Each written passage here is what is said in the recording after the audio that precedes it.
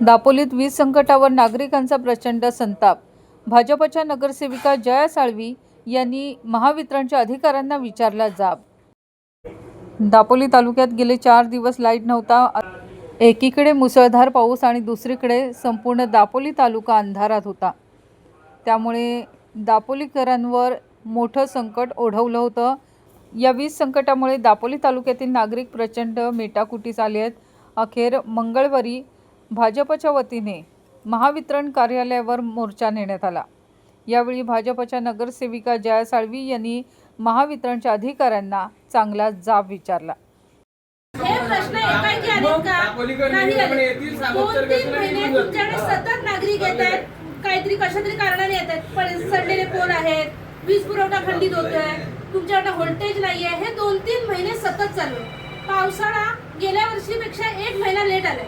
म्हणजे तुम्हाला आधीच आले। गेल्या वर्षी तुम्ही काय बाबा मे मध्येच पाऊस आला, या वर्षी जुलै मध्ये पाऊस आला, म्हणजे जून महिना तुमच्याकडे मिळाला, तरीही तुम्ही काहीही उपाययोजना केलेली नाही। म्हणजे तुम्ही केली असेल तर बाबा एखादी काहीतरी अशी आपत्ती आली आणि काहीतरी झाले, पण तुमच्याकडे उपाययोजनाच झाली नाही। मग नागरिकांनी काय तुम्हाला अजून सहकार्य करावं सांगा? 8 दिवस जर लाईट नसेल, आता ते पोल्ट्री चालवत आहेत, त्यांचे सगळे जर आता ते कोंबड्याचे काय पक्षी आहेत ते मेले, जबाबदार कोण हो? तुम्ही जबाबदारी घेणार आहात का? तसेच प्रत्येक जो माणूस आहे, जरी त्यांनी सांगितलं की वयस्कर आजी आहेत, त्यांच्या घरी पाणी नाही, लाईट नाही, एक दिवस प्रत्येक माणूस ऍडजस्ट करतो, त्यालाही कळतंय की बाबा तुमच्याही हातात नाही, पण किती दिवस ऍडजस्ट करायचं? तुम्ही आता जो सांगितलं त्या माणसाला की तुम्ही ऍव्हरेज बिल नुसार बिल भरा। आता आठवड्यावर लाईट नाही, त्या माणसाचं बिल कमी करून दिलं पाहिजे की नाही? पण तुम्ही तुमच्या लोकांनी उत्तर काय दिलं की बाबा त्याच्यावर रिडिंग दिसत नाही, तुम्ही ऍव्हरेज बिल नुसार भरा।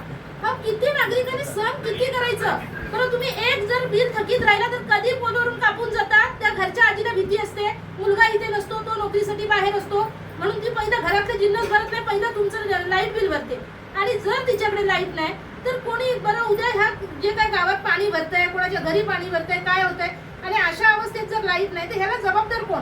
अजून किती तुम्हाला आम्ही सांभाळून घ्यायचं याचं एकदा उत्तर द्या।